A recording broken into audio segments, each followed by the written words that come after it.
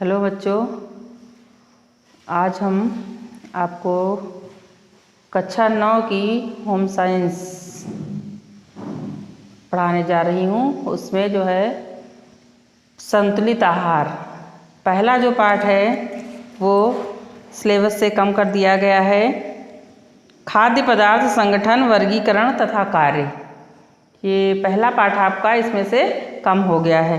दूसरा पाठ संतुलित आहार। संतुलित आहार क्या है? संतुलित आहार मानव भूख लगने पर, जैसे कि हमारे जब भूख लगती है तो हम भोजन ग्रहण करते हैं। जब हमें भूख लगती है तो हमें यह एहसास होता है कि हमको भोजन की आवश्यकता है। तो आहार दो प्रकार का होता है। आहार दो प्रकार का होता है। जो हमारा भोजन होता है दो प्रकार का होता है। जैसे कि हमने भूख लगने पर कुछ भी खा लिया, बिस्किट खा लिया या फल खा लिया या चाट पकौड़ी या अन्य फास्ट फूड खा लेते हैं, तो इससे हमारी भूख तो चली जाती है, लेकिन जो हमारे शरीर को पोषक तत्व आवश्यक होते हैं वो नहीं मिल पाते हैं। अतः ये भोजन जो है हमारे लिए उचित नहीं रहता है। और जो दूसरा प्रकार का भोजन होता है उससे हमारे शरीर की आवश्यकताएं भी पूरी होती हैं और हमारी भूख भी शांत हो जाती है। तो ये दो प्रकार का भोजन हुआ, लेकिन इसको हम कैसे परिभाषित करेंगे ये हम बता रहे हैं। जैसे कि भोजन, आहार, सबसे पहले आहार क्या है? जो कुछ भी हम खाते पीते हैं आहार होता है। जो कुछ भी हम खाते पीते हैं वही हमारा आहार है। एक जो है कोई भी जीव होता है उसको जो है भूख लगना एक स्वाभाविक क्रिया है, और भूख लगने पर वह कुछ खाता पीता है, वही उसका आहार होता है। जैसे कि पशुओं को भी भूख लगती है, पक्षियों को भी भूख लगती है, तो उन्हें भी अपने आहार के लिए अनाज के दाने हैं या मांस है या अन्य जंतुओं का शिकार करके अपना पेट भरते हैं। वैसे ही व्यक्ति को जब भूख लगती है तो उसे अपनी भूख को शांत करने के लिए भोजन की आवश्यकता होती है। तो भोजन दो प्रकार का होता है, पर्याप्त आहार और संतुलित आहार। पर्याप्त आहार क्या है? पर्याप्त आहार वह आहार होता है जिससे हमारी भूख तो शांत हो जाती है, लेकिन हमारे शरीर की जो आवश्यकताएं हैं वो पूरी नहीं हो पाती। यानी कि जो हमारे शरीर को पोषक तत्व आवश्यक होते हैं वो नहीं मिल पाते हैं। अतः वह आहार हमारे लिए संतुलित आहार हो सकता है और नहीं भी हो सकता है, लेकिन वह पर्याप्त आहार होता है। दूसरा जो आहार होता है संतुलित आहार। तो संतुलित आहार जो होता है उसमें सभी पोषक तत्व उचित मात्रा और अनुपात में उपस्थित होते हैं जो हमारे शरीर के लिए आवश्यक होते हैं। संतुलित आहार वह आहार होता है जो हमारे शरीर के लिए लाभदायक होता है, और उससे हमारे शरीर को प्राप्त होने वाले या जो आवश्यक तत्व प्राप्त होने चाहिए वो सब आवश्यकता अनुसार उपस्थित होते हैं। अतः संतुलित आहार से हमारा शरीर स्वस्थ रहता है। हमारे शरीर में जो शरीर के जो कार्य हैं वो ठीक ढंग से पूरे हो जाते हैं और शरीर निरोग रहता है, और हमारे शरीर में पोषक तत्वों की कमी नहीं होने पाती।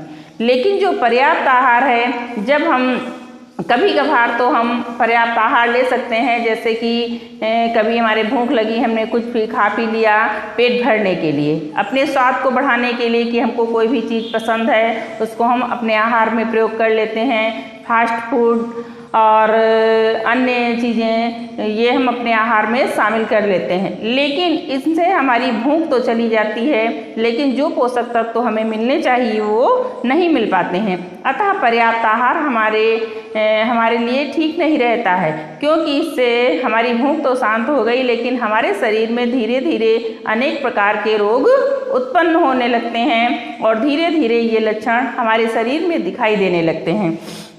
अतः संतुलित आहार का पूर्ण अर्थ समझने के लिए हमें संतुलित आहार की परिभाषा ठीक प्रकार से याद करनी होगी। जैसे कि संतुलित आहार वह आहार होता है जिसमें सभी पोषक तत्व उचित मात्रा और अनुपात में व्यक्ति के शरीर की आवश्यकता के अनुसार उपस्थित होते हैं।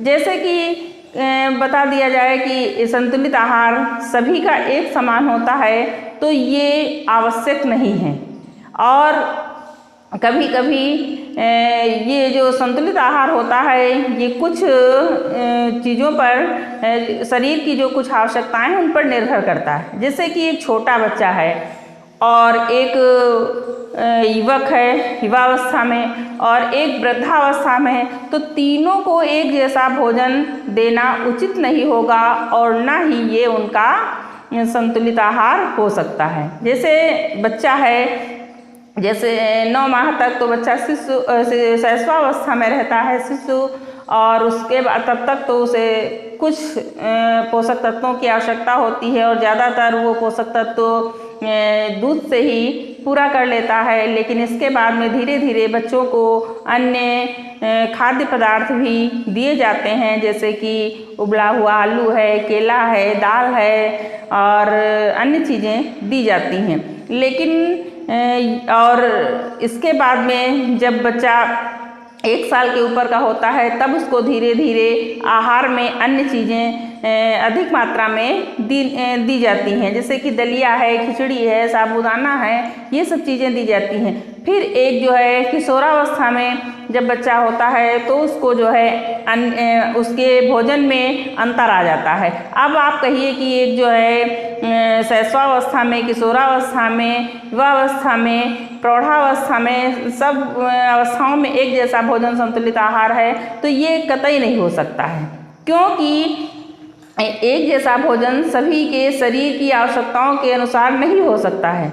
जैसे कि बाल्यावस्था में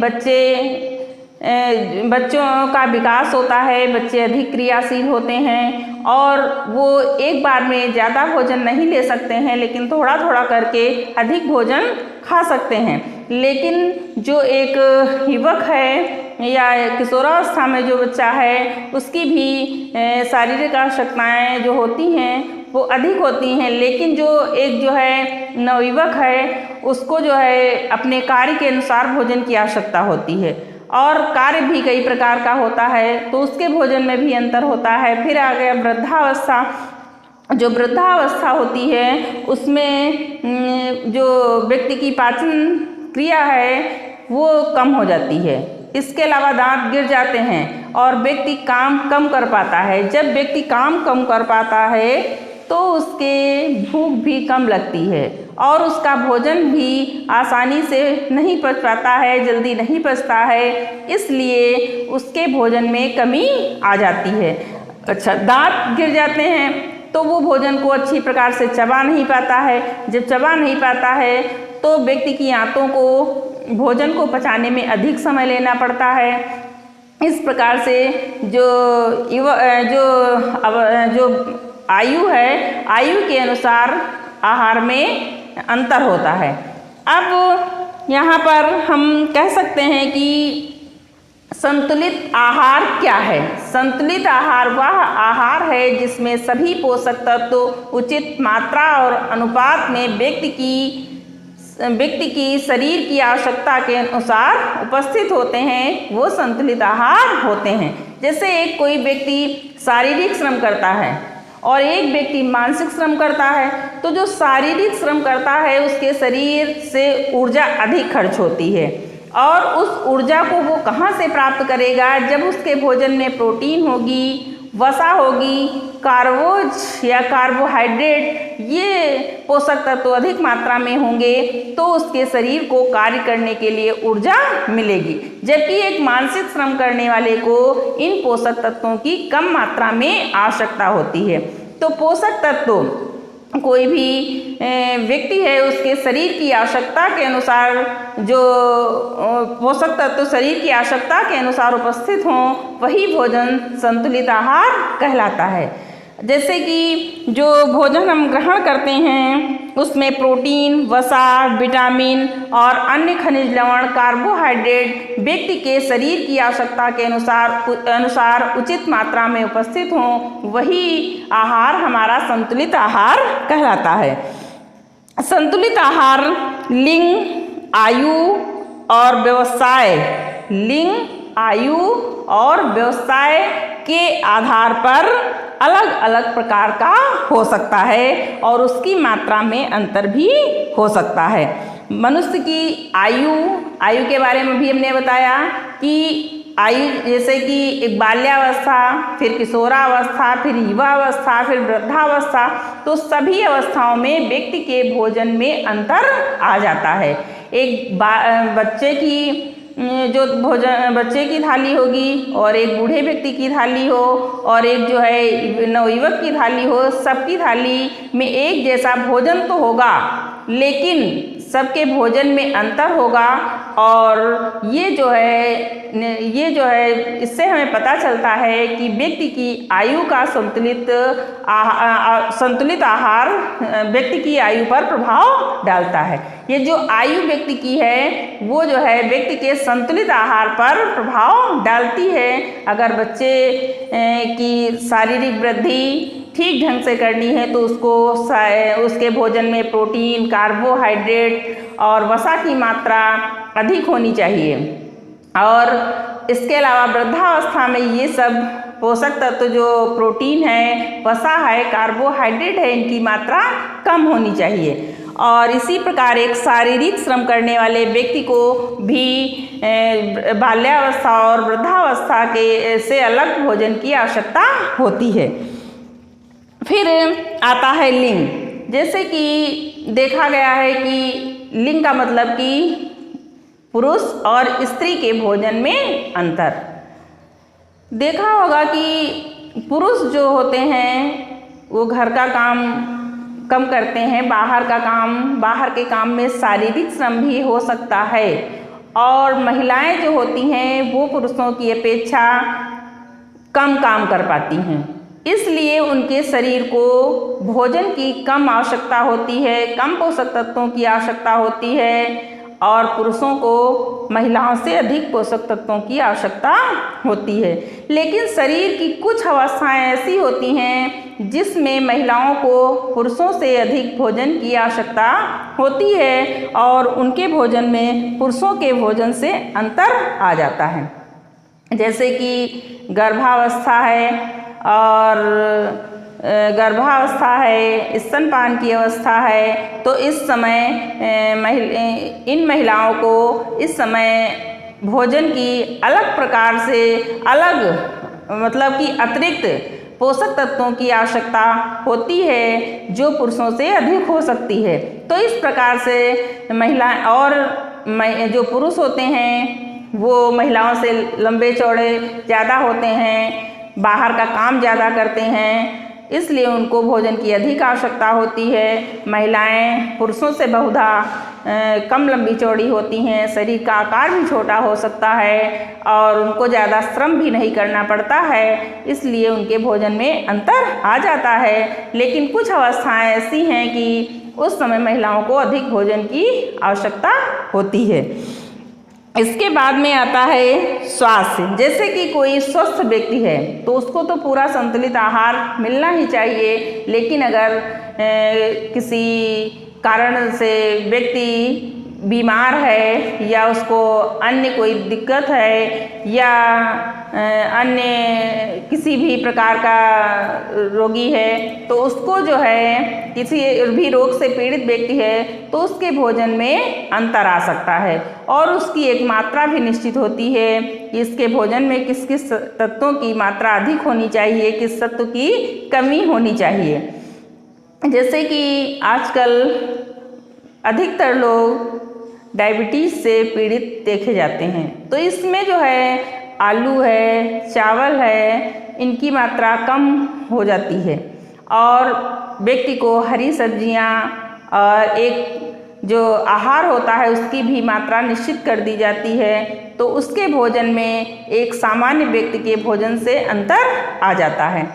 इसके अलावा जैसे कि कोई व्यक्ति कॉलरा से पीड़ित हो गया है या कोई किसी को टाइफाइड है तो उसके भोजन में भी एक सामान्य व्यक्ति के भोजन से अंतर रखा जाता है। तो इस प्रकार जो है स्वास्थ्य भी व्यक्ति के आहार पर प्रभाव डालता है। फिर अगला जो है व्यवसाय जैसे कि अगर कोई, हम पहले बता चुके हैं, अगर कोई शारीरिक श्रम करता है तो उसके भोजन में प्रोटीन, वसा और कार्बोहाइड्रेट की मात्रा अधिक होगी, जबकि एक मानसिक श्रम करने वाले व्यक्ति के भोजन में कार्बोहाइड्रेट, वसा और प्रोटीन की मात्रा कम मात्रा में आवश्यक होती है। फिर जो है अगला आता है संतुलित आहार की विशेषताएं। संतुलित आहार की कुछ विशेषताएं हैं, जैसे कि संतुलित आहार क्या हो सकता है। संतुलित आहार कौन सा आहार हो सकता है? संतुलित आहार में प्रोटीन, खनिज लवणों से युक्त पदार्थों को संतुलित आहार में सम्मिलित किया जाता है। या कह सकते हैं संतुलित आहार में प्रोटीन, खनिज लवण, विटामिन्स से युक्त भोज्य पदार्थों का समावेश किया जाता है। और जो संतुलित आहार होता है इसमें वानस्पतिक एवं जीव जंतुजन्य दोनों प्रकार के पदार्थों का प्रयोग किया जा सकता है। जैसे कि जो चीज़ें पेड़ पौधों से मिलती हैं, जो वनस्पतियों से मिलती हैं, उनको वानस्पतिक भोज्य पदार्थ कहते हैं। और जो हमें जीव जंतुओं से प्राप्त होती हैं उन्हें हम जंतुजन्य भोज्य पदार्थ कहते हैं। जैसे कि गेहूँ हैं, चावल हैं, दालें हैं, विभिन्न प्रकार की सब्जियां हैं, कंद मूल फल हैं और इसके अलावा मेवे हैं, सूखे मेवे हैं और विभिन्न प्रकार के फल हैं, मसाले हैं, ये सब हमको वनस्पतियों से प्राप्त होते हैं। तो ये वानस्पतिक जन्य भोज्य पदार्थ हैं। वनस्पतियों से, पेड़ पौधों से प्राप्त होने वाले भोज्य पदार्थ वानस्पतिक जन्य होते हैं। और जो हमें जीव जंतुओं से, पशु पक्षियों से प्राप्त होते हैं वो जंतुजन्य भोज्य पदार्थ कहलाते हैं। जैसे कि दूध है, दही है, घी है, मक्खन है, अंडे हैं, मांस है, मछली है, तो ये जो है जंतुजन्य भोज्य पदार्थ कहलाते हैं। तो इस प्रकार से जो संतुलित आहार होता है उसमें जो भोज्य पदार्थ होते हैं वानस्पतिक और जंतुजन्य दोनों प्रकार के पदार्थों का प्रयोग किया जा सकता है, जो शरीर के निर्माण और वृद्धि में सहायक होते हैं। इसके अलावा जैसे कि बताया कि दोनों प्रकार के पदार्थ हो सकते हैं, जंतुओं से प्राप्त होने वाले और पेड़ पौधों से भी प्राप्त होने वाले। लेकिन जो व्यक्ति मांसाहारी नहीं है, जो मांस, मछली का, अंडे का सेवन नहीं करता है, उनके भोजन में सूखे मेवे और दालों की मात्रा बढ़ा करके इस कमी को पूरा किया जा सकता है। जैसे कि दूध, दही, घी, मक्खन, पनीर, ये सभी लोग प्रयोग करते हैं। लेकिन कुछ व्यक्ति ऐसे समाज में हैं जो मांस, मछली, अंडे का सेवन नहीं करते हैं और उनसे जो प्राप्त होने वाले पोषक तत्व हैं उनको वनस्पतियों से प्राप्त होने वाले भोज्य पदार्थों को खा करके या अपने आहार में उनकी मात्रा को बढ़ा करके इनकी कमियों को पूरा कर सकते हैं। जैसे कि जो लोग मांस, मछली का सेवन नहीं करते हैं वो दूध की मात्रा, घी की मात्रा, मक्खन की मात्रा, पनीर की मात्रा, सोयाबीन है, मूंगफली है और जो सूखे मेवे हैं इनका प्रयोग करके इन कमियों को पूरा कर सकते हैं। फिर अगला आता है सुरक्षात्मक पोषक तत्वों से युक्त। जो संतुलित आहार होता है वो सुरक्षात्मक पोषक तत्वों से पूर्ण होना चाहिए। सुरक्षात्मक का मतलब होता है जो शरीर की सुरक्षा करने वाले पोषक तत्व होते हैं। अब शरीर की सुरक्षा करने वाले पोषक तत्व क्या हैं?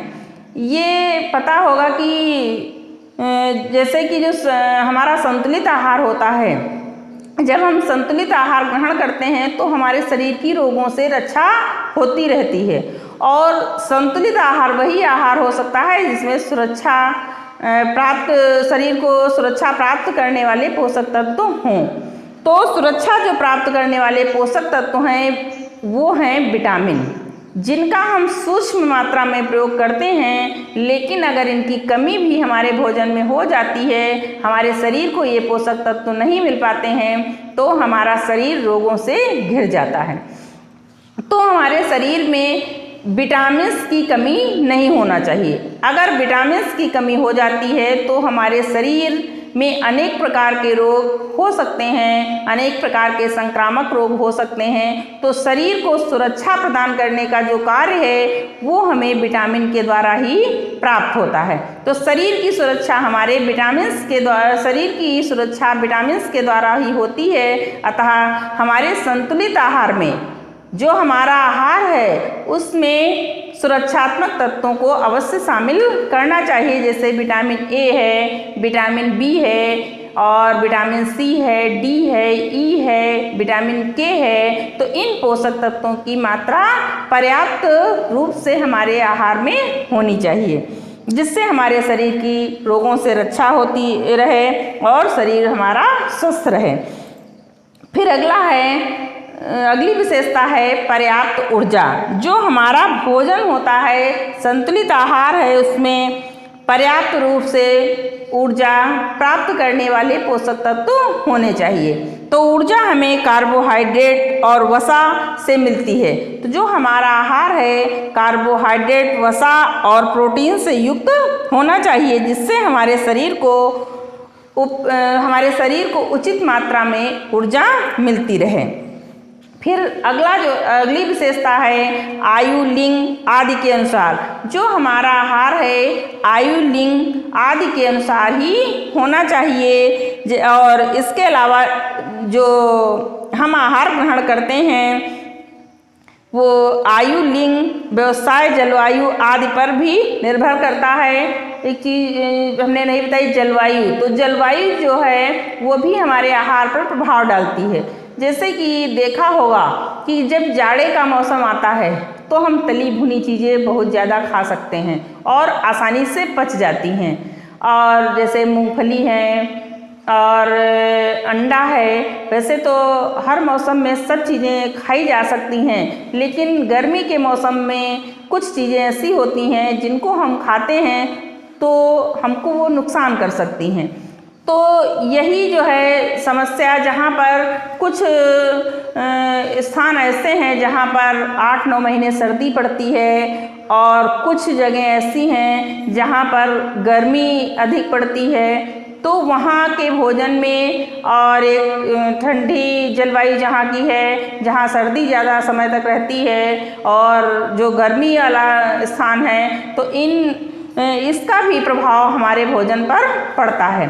तो अगर ठंडी जलवायु है, ज़्यादा सर्दी रहती है, तो वहाँ के लोग मूंगफली है, अंडा है, मांस है, मछली है, इन सब चीज़ों का अधिक से अधिक प्रयोग कर सकते हैं और उनके लिए वो फायदेमंद भी होती हैं, लाभ पहुँचाती हैं शरीर को। लेकिन जहाँ की जलवायु गर्म है, वहाँ के लोग अगर मांस, मछली, अंडे और विभिन्न प्रकार के प्रोटीन युक्त या वसा युक्त पदार्थों का प्रयोग करते हैं तो उनके लिए वो नुकसानदायक हो सकती है। तो जलवायु भी हमारे आहार पर प्रभाव डालती है। इसके अलावा जो हमारा आहार होता है तो हमारी आयु, लिंग, व्यवसाय और जलवायु पर निर्धारित होनी चाहिए। फिर आगे है कि कैलोरी क्या है। जैसे कि हमको कपड़ा नापना होता है तो हम कैसे नापते हैं? Metre, centimetre. कोई वस्तु तौलनी होती है, जैसे हमको चीनी लेना है, दाल लेना है, चावल लेना है, कैसे नापते हैं? किलोग्राम में, ग्राम और किलोग्राम में। और जैसे कि दूध नापना है तो लीटर से नापते हैं। वैसे ही जो ऊर्जा है, तो ऊर्जा को जो नापने की इकाई है, ऊर्जा को मापने की जो इकाई है उसे कैलोरी कहते हैं। भोजन द्वारा प्राप्त ऊर्जा को एक इकाई के द्वारा नापा जाता है जिसे कैलोरी कहते हैं। कैलोरी क्या है? भोजन के द्वारा प्राप्त ऊर्जा को जिस इकाई के द्वारा नापा जाता है उसे कैलोरी कहते हैं। कैलोरी गर्मी की वह इकाई है जो 1 लीटर जल के ताप को 1 सेंटीग्रेड तक बढ़ा दे। कैलोरी क्या है? कैलोरी गर्मी की वह इकाई है जो 1 लीटर जल के ताप को 1 सेंटीग्रेड तक बढ़ा दे। औसत मनुष्य का जीवन सही रूप से व्यतीत करने के लिए प्रति घंटे व्यक्ति को लगभग 70 कैलोरी की आवश्यकता होती है। अगर एक व्यक्ति को सही ढंग से जीवन यापन करना है, पूर्ण रूप से व्यक्ति स्वस्थ है, शरीर को स्वस्थ रखना है, तो एक सामान्य व्यक्ति को 70 कैलोरी शक्ति की आवश्यकता पड़ती है। इस प्रकार एक व्यक्ति को 1800 कैलोरी शक्ति चाहिए, यानी कि प्रति घंटा लगभग 70 कैलोरी की आवश्यकता होती है। तो एक व्यक्ति को 1800 कैलोरी शक्ति चाहिए। नारी को पुरुष की अपेक्षा कम कैलोरी की आवश्यकता होती, क्योंकि अभी अपने पीछे बताया है कि जो महिलाएं होती हैं पुरुषों से कम श्रम करती हैं, उनको श्रम कम करना पड़ता है। पुरुषों को बाहर का भी काम करना पड़ता है और वो शारीरिक श्रम भी हो सकता है, इसलिए पुरुषों को अधिक कैलोरी की आवश्यकता होती है। नारी को महिला को 1500 कैलोरी प्रतिदिन मिलनी चाहिए, जबकि पुरुष को प्रतिदिन 1800 कैलोरी की आवश्यकता होती है। हल्का जो कार्य करते हैं उनको जैसे कि पुरुष और स्त्री के कैलोरी में अंतर, कैलोरी की मात्रा में, जो हल्का कार्य करने वाली महिलाएं हैं उनको 2100 कैलोरी की आवश्यकता होती है और पुरुष को 2200। 8 घंटे का जो श्रम करते हैं उसमें महिलाओं को 2500 कैलोरी की आवश्यकता होती है, जबकि एक पुरुष को 2500 कैलोरी की आवश्यकता होती है, जबकि पुरुष को 3000 कैलोरी की आवश्यकता होती है। और जो कठिन श्रम करते हैं उनको 3000, स्त्रियों को 3000 कैलोरी की आवश्यकता होती है, जबकि पुरुषों को 3600 कैलोरी की आवश्यकता होती है। जैसे कि एक सामान्य स्त्री है तो उसको 2100 कैलोरी, और पुरुष अगर हल्का कोई कार्य करता है तो उसको 2200 कैलोरी। अगर 8 घंटे का कोई महिला कार्य करती है तो उसको 2500 कैलोरी और पुरुष को 3000 कैलोरी। और अगर कोई कठिन श्रम करती है महिला तो उसको 3000 कैलोरी, और अगर कठिन श्रम कोई पुरुष करता है तो उसको 3600 कैलोरी की आवश्यकता होती है। तो इस प्रकार से एक पुरुष और एक महिला के कैलोरी में अंतर पाया जाता है। फिर आ गया आयु के अनुसार भिन्न भिन्न अवस्था वाले व्यक्तियों के लिए प्रतिदिन लगभग निम्नलिखित कैलोरियों की आवश्यकता पड़ती है। जैसे 1 वर्ष से 2 वर्ष तक के बच्चे को, अगर कोई लड़का है तो उसको 1200 कैलोरी और लड़की है तो उसको भी 1200 कैलोरी की आवश्यकता होती है, क्योंकि जो बाल्यावस्था होती है उसमें लड़के लड़की कोई श्रम नहीं करते हैं विशेष रूप से, इसलिए उनके आहार में कोई अंतर नहीं होता है। 2 वर्ष से 3 वर्ष तक के लड़के और लड़की दोनों को 1400 कैलोरी की आवश्यकता होती है। फिर 3 वर्ष से 5 वर्ष तक 1600 कैलोरी की आवश्यकता, फिर 5 से 7 वर्ष तक 1800 कैलोरी की आवश्यकता, फिर 7 वर्ष से 9 वर्ष तक 2000 कैलोरी की आवश्यकता होती है, फिर 9 वर्ष से 12 वर्ष तक 2200 कैलोरी की आवश्यकता होती है, और फिर 13 वर्ष से 15 वर्ष तक लड़के को 2000 कैलोरी की आवश्यकता होती है और लड़की को 2200 कैलोरी की आवश्यकता होती है, क्योंकि इस अवस्था में लड़कियों के शरीर में कुछ परिवर्तन हो जाते हैं जिससे लड़कियों को अधिक 200 ग्राम कैलोरी की अधिक आवश्यकता होती है। और फिर 16 वर्ष से 18 वर्ष तक के लड़की को 2200 कैलोरी की आवश्यकता होती है और लड़के को 3000 कैलोरी की आवश्यकता होती है। गर्भवती स्त्री को 2300 कैलोरी की आवश्यकता होती है, जबकि स्तनपान कराने वाली स्त्री को 3000 कैलोरी की आवश्यकता होती है, क्योंकि स्तनपान कराने वाली स्त्री को अपने भोजन के द्वारा ही अपने बच्चे को भी पोषक तत्वों की पूर्ति करानी होती है, इसलिए उसके भोजन में अंतर आ जाता है और उसमें उसे अधिक कैलोरी की भी आवश्यकता होती है, जिससे वो अपने बच्चों को पोषक तत्व उचित रूप से दे सके। इसलिए एक स्तनपान कराने वाली स्त्री के भोजन में 3000 कैलोरी की आवश्यकता होती है।